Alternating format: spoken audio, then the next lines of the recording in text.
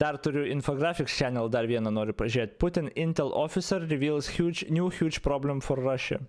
Aš nesu tikras dėl šito kanalo vis dar. Aš dabar patikiu, vieną žiūrėjom ir, čia taip pigiai padarytos animacijos viską, bet kiek suprantu, istorija pati duomenys, jie gan teisingi yra. Ir čia žiūriu, yra šaltinių sąrašas, jie po video actually turi pastbiną, kur šaltinius panaudoja. Tai pirmą pažiūrim, I guess, ką čia rodo, ir tada aš pažiūrėsiu to šaltinius biškai, bet vėlgi, vertinam šitus video kaip video, kur nežinom realiai, ar čia pasitikėti galima 100% žinai ar ne, bent jau apytiksliai ar galima. Tai pamėginam, nes šitas kanalas labai daug rekomenduoja jį ir jis gan didelis yra ir peržiūrų daug ir man meta linkus iš šio tipo ir aš esu porą jau matęs, kur atrodo reasonably normaliai kalba, tai ir kiek žinau, kai aš žiūrėjau karo pradžioje, jie predictionų labai normaliai nailino, kur labai actually teisingai nuspėjo. Tai dabar jie nuspėjo netyčia, ar tiesiog aptarė normaliai šaltinius ir tiek, aš nežinau, bet gerai pažiūrim šitą. Putin is terrified for his life. This is the claim by a former FSB officer who's now defected to the West and brought startling intelligence with him that could shape the course of the Ukraine war. Since the war in Ukraine started, Russia's experienced a mass exodus of people from its country, most notably young, military-aged men. An estimated 1 million Russians, or around 0.6% of the total population, have fled the country since the start of Putin's disastrous invasion of Ukraine. This mass exodus has been disastrous for Russia's future, as many of the people who fled were entrepreneurs and those with technical skills. Russia's IT industry alone has experienced a catastrophic worker shortage, crippling the nation's future economy. However, lesser known to the public is a similar exodus from Russia's military. Since the war began, thousands of Russians have willingly surrendered, to the point that now the Russian military is threatening anyone who surrenders without cause with execution. While this is to be expected of rank-and-file soldiers, many of which are conscripts who didn't choose to fight in the first place, what's more surprising is the number of high-ranking Russian defectors. A 3-star Russian general defected months into the war. His identity continues to remain a secret as he remains under the protection of NATO security services. Russia's Federal Security Bureau, its equivalent to the American CIA and the successor to the KGB, has been rife with defections. According to one defector, the environment inside Russia's top spy agency in the wake of Putin's disastrous invasion has been one of, quote, every man for himself. This is hardly a surprise, given what we've learned early in the war, when Putin punished the FSB for its massive intelligence failure inside of Ukraine.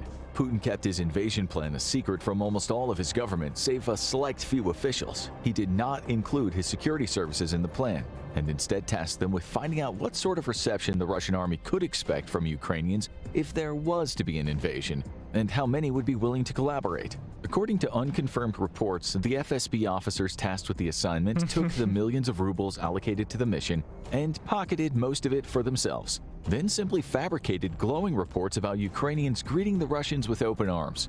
Based on this incredibly faulty information, Putin planned his invasion, and it's very likely this was the direct cause for the catastrophic assault on Kyiv. One can hardly blame FSB agents for pocketing the money allocated to their operation and simply inventing field reports. After all, talk of an invasion of Ukraine after the successful annexation of Crimea in 2014 was not uncommon. And as for the stealing of the money, well, Russia's entire political, military, and intelligence system is built on corruption.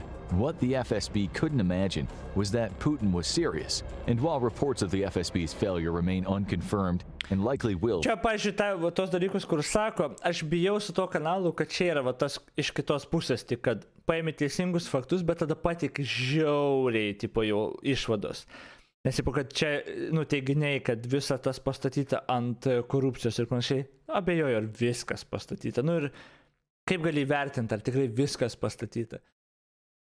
Tu gali remtis dalykais, kurie tikrai buvo, gal koks FSB tas defektorius ir panašiai, pasakė taip, bet tai nėra faktas 100%, kad tu galėtum taip teikti ir panašiai, o čia nesako, kad jo teigimu, tai tas eina, žinai, kad gal teisingai, gal citatos teisingas padaro, bet paskui gal biškai paaštrina, nes jau savo išvadas dadeda.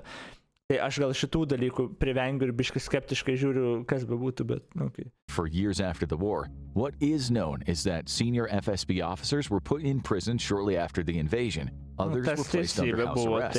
The unraveling credibility of the FSB and Putin's growing anger as the invasion turned into a massive disaster led to a dog-eat-dog attitude within the spy agency, with agents more concerned with their personal survival, either professional or sometimes literally, than with accomplishing the mission at hand. Inevitably, this prompted many FSB officers to defect to the West, and to ensure they would receive a warm reception, they made sure to come with gifts. Vladimir Osechkin is an exiled human rights activist living in the West. While in Russia, he worked as an investigative journalist and anti-corruption activist, making him an enemy of the state. Forced to flee, Osechkin now works to help others defect to the West, but on one condition: they must bring with them something to aid in taking down the Russian state. For military and intelligence officers, this means secret or at least sensitive intelligence. In 2011, Osechkin founded Gulagu.net to target corruption and torture inside of Russia. His agency has launched multiple investigations into various Russian institutions and government ministries, including taking on the nefarious Russian prison system. The Gulagu project has been exceeding expectations. Čia turbūt gulagi.net jo buvo, tipo, įraidė skaitos, tipo gulagi, tai gulagai, I guess, jeigu reiktų spėti, aš nežinau tiksliai. Just exposing secrets, but in bringing those secrets to light in the eyes of the people who matter the most, other Russians. One group of FSB officers was so disgusted at Gulagu's discoveries that all the men turned whistleblowers. After the invasion of Ukraine, though, Russians seeking the aid of Osechkin's organization to flee to the West exploded in number. Most were ordinary Russians, from professional soldiers who no longer wanted to fight in a senseless war to conscripts forced to do so. However, some of the Russians seeking aid were far more important and valuable to Western intelligence agencies. Among them, the previously mentioned three-star general and even a government minister, both of which remain hidden away by NATO security services for their own protection. And the threat to their lives is very serious, as Russia is notorious for aggressively pursuing defectors and... Buvo viena ta nunuodijo, kur sėkmingai galų galę nunuodijo, vieną kartą nesėkmingai, bet tada sėkmingai, aš net nepamenu. Paskui Alexander Litvinenko, a former officer in the KGB and later its successor, the FSB, defected to the UK and brought with him bombshell allegations that Russia was targeting Russian critics abroad, as he was ordered to kill a Russian businessman and former Duma legislator Boris Berezovsky. Berezovsky fled Russia after the election of Vladimir Putin and has been highly critical of the new Russian president ever since. In retaliation for his defection, Litvinenko was poisoned with polonium-210 in a cafe in London. The brash attack, which left radioactive contamination across the city as the assassins carried the polonium around, led to a diplomatic crisis between Russia and Great Britain. But Russia would not be deterred, and in 2018 carried out another brazen assassination attempt inside Britain. This time, the assassination targeted Sergei Skripal and his daughter, a former Russian military intelligence officer and secret British double agent. Arrested in 2004 by Russia's FSB, he was sentenced to 13 years in prison, but would be released in a spy swap in 2010. This time, the tool of choice was a nerve agent sprayed via dispenser, which would also poison a police officer who found the two unconscious. Luckily for all, they would survive, albeit with lasting damage to their health. Sadly, the disguised perfume bottle used in the poisoning would be found in the trash can later by a man who gave it to his partner. When she sprayed it on her wrist, she fell ill within minutes and died shortly after.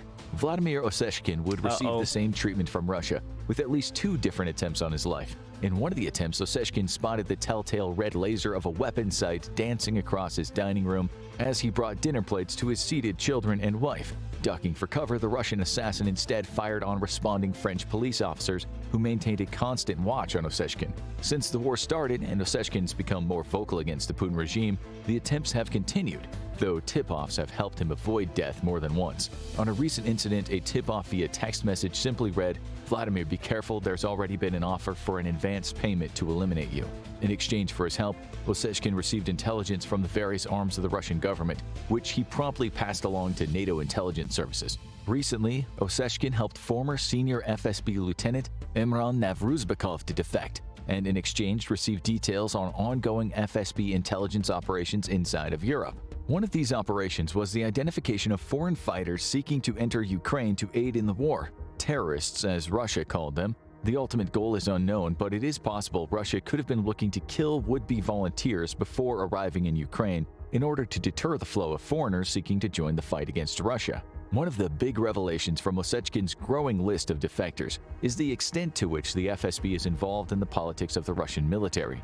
The agency has itself rooted deep in the Russian military, even to the point of directly influencing individual units. This has great political value for the regime built on blackmail and corruption, but it's destructive for troop morale as well as unit cohesion. And a growing list of intelligence on the Russian military itself paints a very disturbing picture for Russia's armed forces. Since the start of the war, it's become clear the Russian military is not a single unified structure. Western militaries are single entities who unite their recruits under one banner and one doctrine. The United States, for example, has 50 states, but when a volunteer enters basic training and joins an active military unit, they do so as part of a collective unified under one banner. This is not the case in Russia. Rather than unifying their military, Russia largely leaves it up to each individual republic to recruit, train, and often even equip their contribution to the larger Russian military. This has led to catastrophic problems with unit cohesion, morale, and standardization of both equipment and tactics. But disunity in the Russian armed forces is not a flaw, it's a feature. Inside of Ukraine, there is not one Russian military fighting for control of the country, but multiple different entities generally fighting for the same goal. Of most prominent note is the regular army itself, which consists of professional volunteers and professional voluntold, or conscripts, who make up the bulk of Russia's military power. However, private military companies make up a significant amount of Russia's on-the-ground forces, and like any private for-profit enterprise, they are heavily discouraged from working cooperatively with each other or with the Russian military. Chief amongst the PMCs inside Ukraine is the Wagner mercenary group and Patriot. One is owned by Yevgeny Prigozhin and the other by Sergei Shoigu. And although they both own mercenary groups, the two are worlds apart from each other. Wagner is a brute force army that recruits from prisons, while Patriot is made up of Russia's most elite former soldiers, typically special operations and the like. While a Wagner recruit would be lucky to make a few $100 a month, Patriot pays as much as $15,000 a month for 2-month contracts, making it high risk but very high reward for its members. Naturally, the two groups hate each other even to the point of sabotage, the extent of which revealed by Wagner and Russian government defectors is shocking. Gali rimtai toj 15 štukų į mėnesį uždirbt? Už 2 mėnesių kontraktą, tipo? Jesus, fuck. Įdomu, kurios ten siunčia. There are strong reasons to suspect that Wagner purposefully leaks the location of political opponents to Ukrainian forces, who in turn target them for precision strikes. The internal war between the two factions, which has spilled out into the public sphere, with Prigozhin continuously attacking the Ministry of Defense, has likely done more to sabotage the Russian war effort than Ukraine could have hoped to with its own intelligence operations. And the rivalry has deadly battlefield consequences beyond sabotage. During the battle for Volodar, which has become the largest tank battle of the war, none of the three groups involved, Wagner, the Russian army, or Patriot, shared information with each other. This led to all three groups falling for the same Ukrainian ambushes time and time again. But Wagner defectors have also brought with them some... O iš kur tos private kompanijos turi tiek pinigų mokėti algas? Iš kur jie gauna pinigus, actually? Jeigu tai yra private for profit, kaip čia kompanijos? Stories about the group's violence against both civilians and itself, as well as the way it operates. One defector fled Russia with the help of a human rights organization by crossing the Russian-Norway border. He was recruited from a prison where he was serving a 3-year sentence, and having grown up on the streets, saw Wagner as his only real option in life. He detailed stories about lack of training and leadership. According to him, his unit did not receive training or instruction on how to carry out military operations on an objective. Instead, his unit was told to capture an objective and then left to figure out how to do it on its own. This has been evident in the constant human wave attacks launched against Ukraine's defenses in Bakhmut, where the Ukrainian army has inflicted horrible losses on Wagner.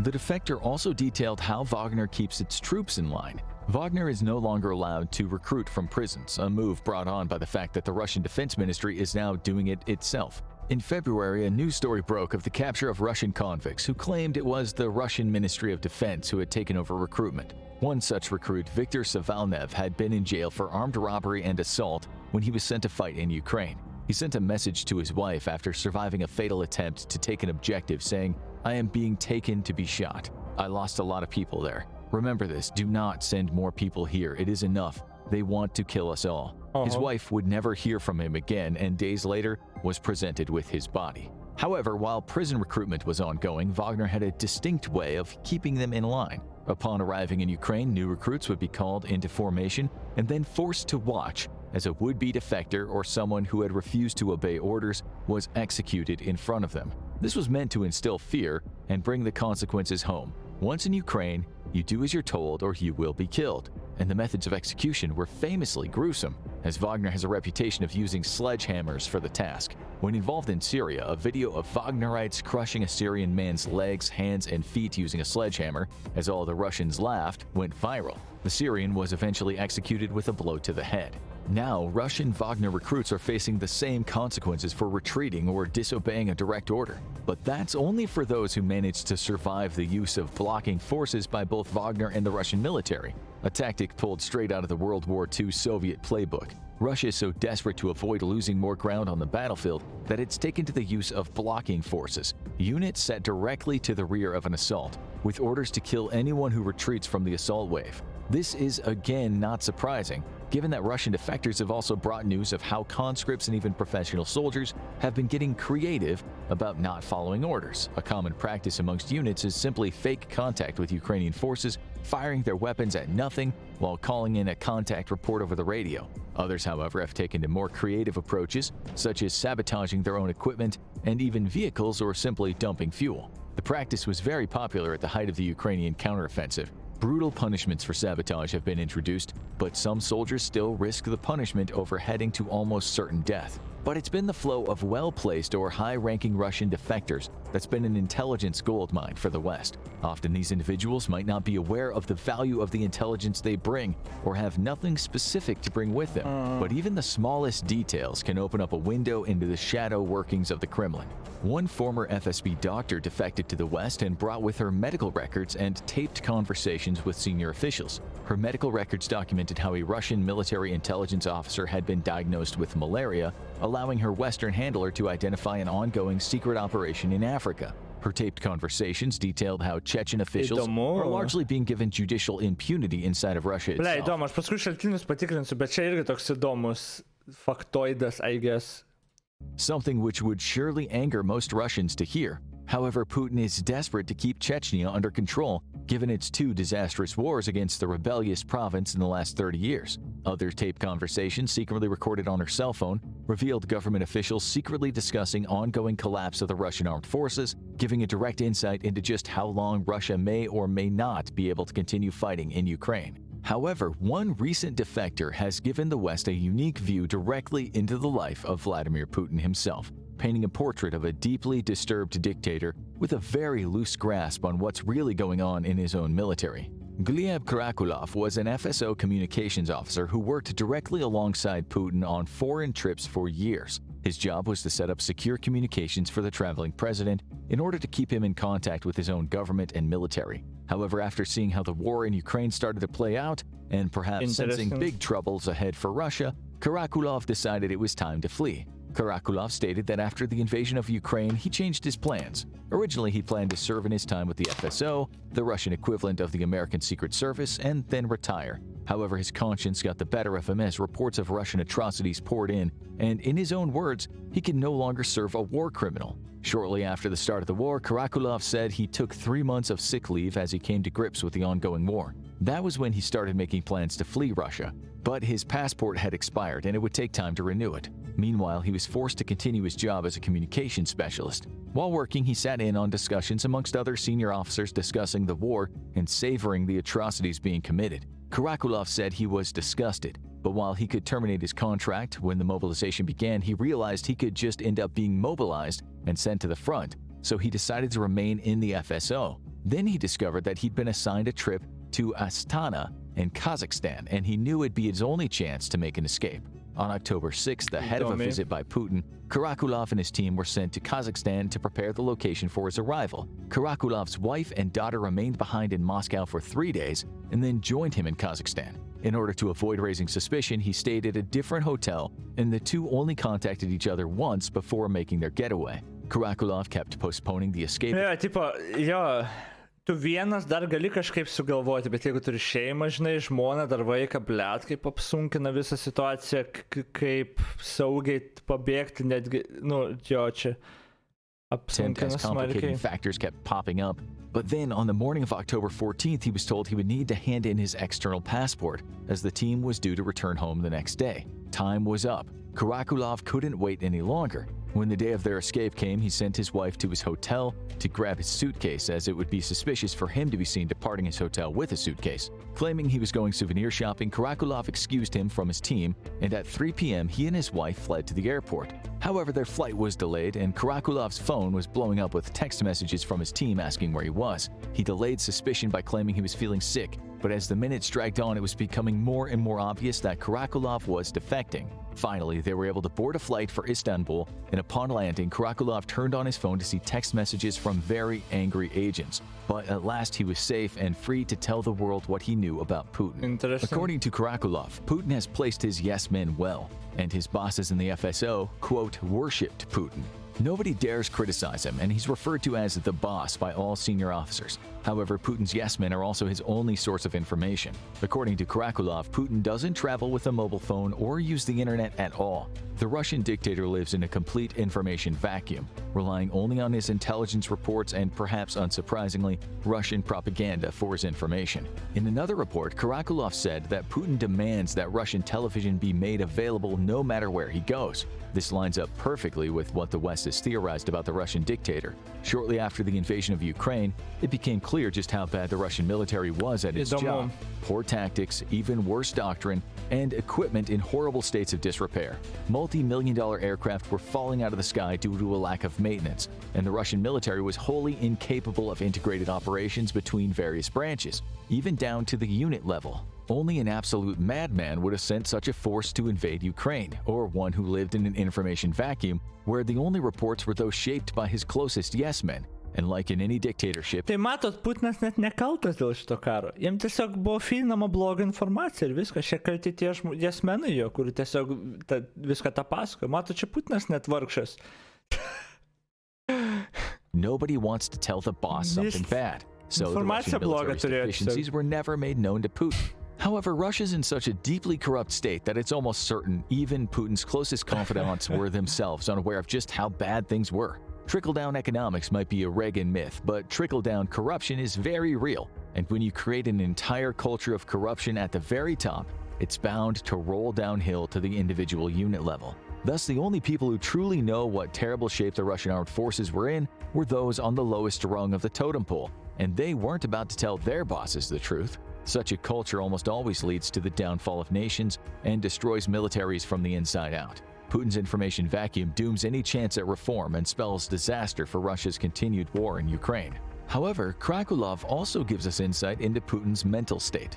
According to the former security services officer, Putin lives in a state of paranoia, fearful for his life. For years, he's kept mostly to his private residences, which the Russian public jokingly calls his bunkers. However, there might be more truth to this than you think, as a paranoid Putin apparently demanded secure communications be wired into an actual bunker during a trip to Kazakhstan. It's long been theorized that Putin is afraid of getting COVID, and that's why he makes everyone stand so far away from him during official meetings. However, Karakulov paints a picture of a man who's been terrified of assassins for years, and given the state of Russian politics, this is hardly surprising. Unfortunately for the world, though, Karakulov also says that Putin appears to be in excellent health despite his age, so there doesn't seem to be any hope of him croaking anytime soon. In 13 years, Karakulov says only 2 trips were canceled due to him being ill. The topic of Putin's personal life is a mysterious one, including his direct family. It's known that he has children, but Karakulov says that not much is known about them aside from the fact that his daughters have security personnel assigned to them. He was unable to offer any insight into how often Putin sees his children, if ever at all. However, rumors of Putin's owning lavish homes are true, as confirmed by one of Karakulov's colleagues who regularly goes to a lavish palatial mansion owned by Putin in order to test communications. He also confirmed that Putin owned the Scheherazade yacht, news of which broke after the invasion of Ukraine. Karakulov has also revealed that a paranoid Putin started to prefer traveling in special trains disguised as regular trains sometime in 2014. This was so he could avoid traveling by plane, as they could easily be tracked. It's much more difficult to find out the origin of a train, especially when it's been camouflaged to secretly hold the leader of Russia. In order to confuse foreign intelligence and prevent attempts on his life, Putin also frequently faked leaving for travel via plane. His security services would stage an elaborate show of getting the president to his plane, only to have it take off with no one aboard. Putin also secure communications installed into several vessels, each lavishly decorated, though Karakulov believes that only some of them are on the official government balance sheet, helping confirm rumors of Putin's vast wealth, nearly all of which was stolen from the Russian people. Karakulov remains under the protection of NATO intelligence, with his exact location a closely guarded secret. While his insights into Putin are greatly illuminating, Karakulov's value to NATO is also his detailed knowledge of Russian secure communications equipment and practices, making him one more in a growing list of very high-value defectors. Now go check out experts reveal signal that war. Ok, galima tos šaltinius pažiūrėti po vieną, įsijungiam. Pirma buvo apie Aleksandrą Litvinenko. Šitas yra žinomas, jo, jį paminėjo, jį pasakė, čia viskas tvarkoj. Tada buvo Sergejus Skripal, double agent, former Russian military intelligence officer,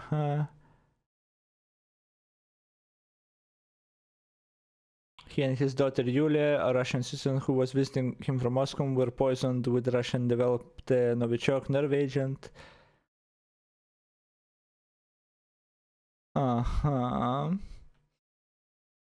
Tada, kokius dar šaltinius jie pateikė? Tai čia tas poisoning eventas šitų tika žmonių. Tada NBC News pateikė vienas source, elite Russian security officer who defected calls Putin a paranoid war criminal. Čia buvo... Получается, находясь на территории другого государства, то есть это, ну, другое государство, Казахстан. Čia Gleb Karakulov, tas, kur pabėga su žmona ir dukra. Хочу отметить, что и Кыргызстан, и Таджикистан относятся к нашим. Я считаю этого человека военно-преступником. Хоть я и не участвую именно в военных этих действиях, но исполнять его преступные приказы или просто хотя бы находиться у него на службе. O gerai, yra tas žmogus ir jis aišku tą sakys pabėgęs, aišku, taip, nu čia bet kuris sakytų jo vietoje tą nieks nelysim į galvą, bet, nu, kad pabėgo iš tokios situacijos, greičiausiai nematė ateities savo ar savo, nu, žmonai ir vaikų ir norėjo su geresnį gyvenimą kažkaip pamėginti užtikrinti kažkiek, ar saugumą, ar kažką, I don't know, bet, nu, nes čia taip ir vertinti reikia, žinot, nes jeigu kažkas ten būtų, žinai, suimtas rusų, ar tenais, nu, iš priešininkų pusės, ar kažkas ten išvarytų, irgi lygiai tą patį, žinai, sakyti, nes ką tu daugiau gali sakyti, nu. Bet, jo, bet yra toks, okei, čia tik maždaug patikrinti permest tokim šaltinius Dossier Center FSO. Работал с Путиным и сбежал из России, čia интервью su Karakulovu to vėl. Tai jie turi interviu ir ėmė tą, ką pasakoja, tipo iš interviu, kur pateikė šaltinį. Ok. Tada yra pora YouTube'ės video. Kas čia? Čia bus irgi turbūt interviu. 360 exclusive with a former fighter of the Wagner group who has defected. As you know, Tai jie sourcina savo informaciją. Tai aš sakau, čia informacija realiai greičiausiai bus gan accurate. Dabar pati ta informacija, nu, tipo, defektorių, žinai, gali būti biški šeiki, arba išvadas, kurias padaro, galbūt biški bus šeiki. Nu, reikia suvokti, kad priimti tą informaciją, bet nedėti savo galvos, kad čia 100% teisinga informacija suprasti. Bet, I guess, viską, kas sako, pagrindžia kažkiek bent, va, tokiais šaltiniais, va.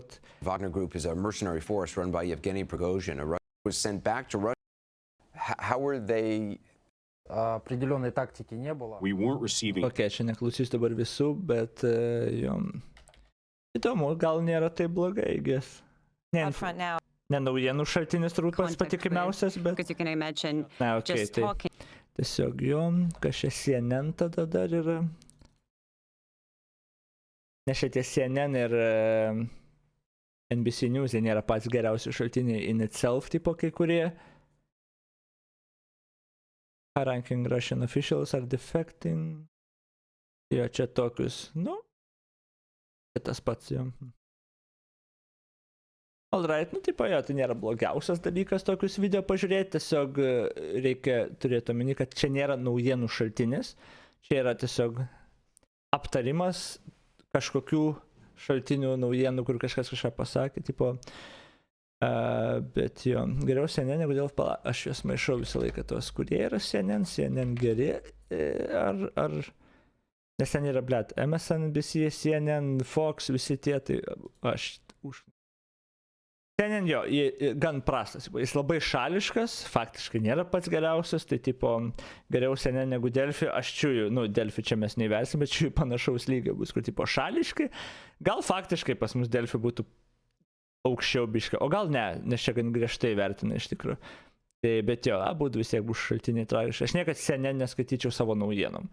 Kai egzistuoja Reuters, aš nežinau, kas galėtų CNN vartoti, arba tą patį Delfi, ten aišku, lokaliom naujienom LRT čia naudoti visai reasonable, bet jo, Reuters yra toks šaltinis, kur tiesiog ir šališkumas kiek įmanoma mažas ir labai faktiškas reportinimas aukštas, tai jo, bet, nu. Koks vakaras ilgas, kaip širdim man gelia.